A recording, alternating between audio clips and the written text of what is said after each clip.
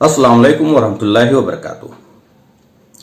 आज presenting truth series का chapter first का दूसरा एपिसोड में कर रहा हूं और मैं वेलकम करता हूं, खुशामदीद करता हूं उन लोगों का जिन्होंने स्पेशली सीरीज के लिए ज्वाइन कर रहे हैं।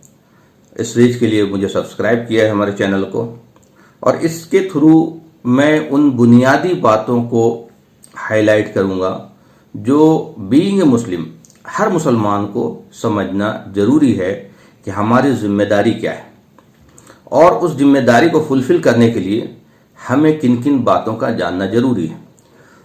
तो जैसा पहला वीडियो में हमने बताया था कि अल्लाह ताला ने हमें पैदा ही इसीलिए किया है कि हम अल्लाह का फरमाबरदार बने, अल्लाह की इबादत करें, अल्लाह की बंदगी करें, और अल्लाह के रसूल ने जो दीन दिया है, और हमेशा से एक ही दीन है और यही दीन रसूलों के जरिए बताया गया और आखिरी रसूल मोहम्मद सल्लल्लाहु अलैहि वसल्लम के जरिए बताया गया।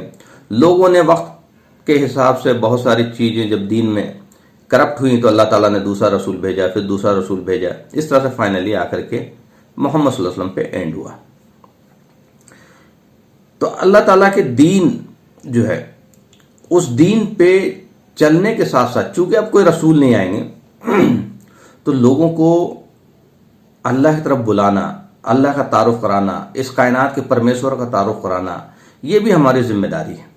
जो इल्म हमें मिली है वो इल्म दूसरों तक पहुंचाना, क्योंकि ये इल्म सारी इंसानियत के लिए, अल्लाह का परमेश्वर का जो भी इल्म होता है वो इल्म किसी के एक के लिए नहीं होता है, वो सारी इंसानियत के लिए होता है। तो उस इल्म को, अल्लाह के इल्म जो है कुरान के जरिए जो हमें मिला है, वो सारी इंसानियत को पहुंचाना, ये हमारी जिम्मेदारी है। इस जिम्मेदारी को हमने कहीं ना कहीं छोड़ा हुआ है।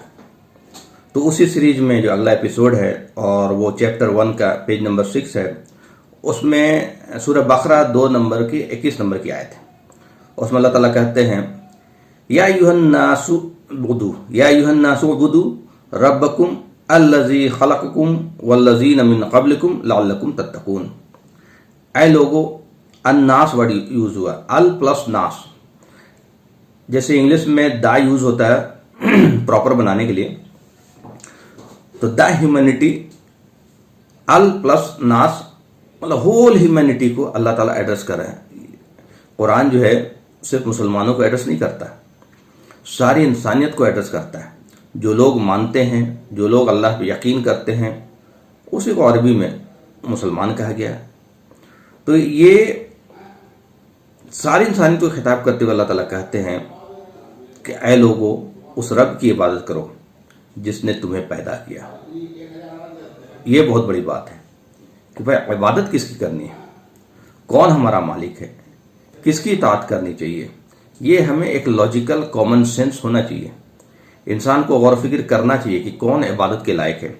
उसी तरफ अल्लाह ताला इधर हाईलाइट करते हैं, या अय्युहन्नासु उबुदू रब्बकुम, ऐ लोगों इबादत करो अपने रब की, अपने पालनहार की, अल्लज़ी खलक़कुम, जिसने तुम्हें पैदा किया।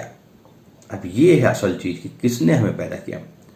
क्या हमारे माँ बाप ने पैदा किया? बहुत सारे लोगों को ये भी कंफ्यूजन हो सकता है, हमारे माँ बाप ने पैदा नहीं किया। हमारे माँ बाप उस सिस्टम का पार्ट हैं। हमारे माँ बाप, उनके माँ बाप, उनके माँ बाप एकदम आदम अलैहिस्सलाम तक चले जाएंगे। तो इस सिस्टम को अल्लाह ताला ने डिजाइन किया है कि इंसान माँ बाप से बच्चे पैदा होते हैं और उसी तरह से सारे बच्चे पैदा होते जाते हैं। तो अल्लाह ताला कहते हैं कि तुम गौर करो, सोचो उस रब के बारे में। कौन है तुम्हारा रब? तुम्हारा रब कोई नहीं हो सकता सिवाय उसके जिसने तुम्हें पैदा किया। वही है तुम्हारा रब और उसी की तुम्हारी इबादत करनी चाहिए। और सिर्फ तुम्हें पैदा नहीं किया, वल्लज़ीना मिन क़ब्लिकुम, और उनको भी पैदा किया जो तुमसे पहले गुजर गए। मतलब आदम अलैहिस्सलाम से लेकर के अब तक, और अब से लेकर के क़यामत तक जो लोग आएंगे, उसका पैदा करने वाला खालिक एक ही है, मालिक एक ही है। जीवन देने वाला, मृत्यु देने वाला वो मालिक एक है, दो नहीं है, अनेक नहीं है। अगर मालिक दो होते, अनेक होते, या अलग अलग कंट्री के मालिक अलग अलग होते, या अलग अलग मान्यता के लोगों के मालिक अलग अलग होते, तो अगर अलग अलग मालिक होते या दो खुदा होते तो लोगों का डिजाइन अलग अलग होता।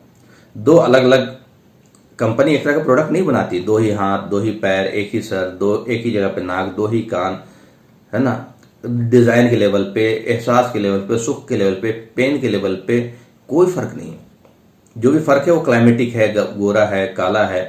तो ये अल्लाह ताला इसमें इशारा कर रहे हैं कि क्या तुम गौर नहीं करते, क्या तुम सोचते नहीं है कौन तुम्हारा रब हो सकता है।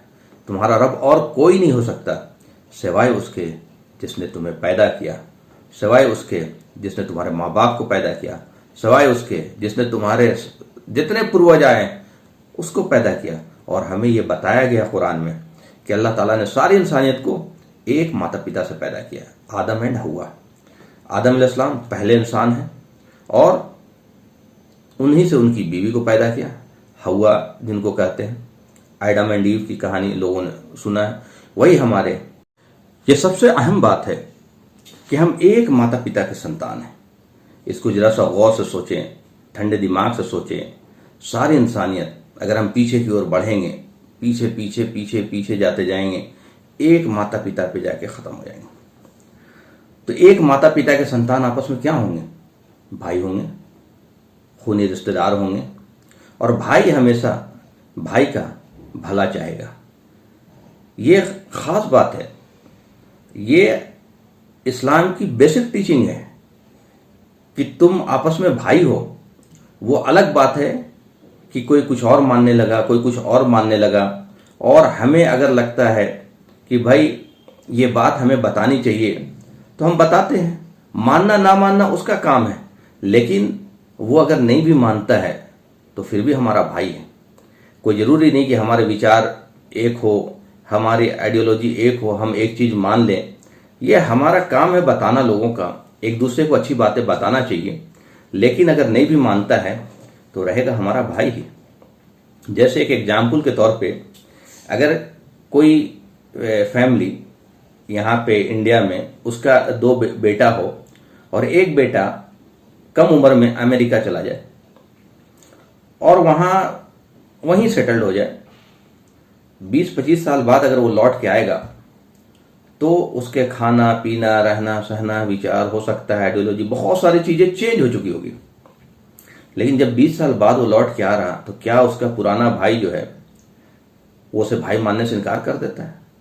नहीं, बल्कि वो खुश होता है अपने भाई से मिल करके, और बल्कि उसके खाने पीने, उसके कल्चर, उसके हिसाब से इंतजाम करता है कि मेरा भाई आ रहा है अमेरिका से इतने सालों बाद, वो जो खाता है, जो पसंद करता है, जैसे वो रहना चाहता है वो रहे, वो हमारा मेहमान है। तो ये है रिश्ता भाई का। तो हम सब, सारी इंसानियत आपस में भाई हैं और एक दूसरे की रिस्पेक्ट भाई की तरह होनी चाहिए। और ये हमें बताया गया है कि जो तुम अपने लिए पसंद करते हो वो अपने भाई के लिए पसंद करो। ये एटीट्यूड अगर होगा तो आपस में नफरत नहीं होगी, आपस में मोहब्बत होगी। और ये वीडियो हम यहीं पर ख़त्म करते हैं।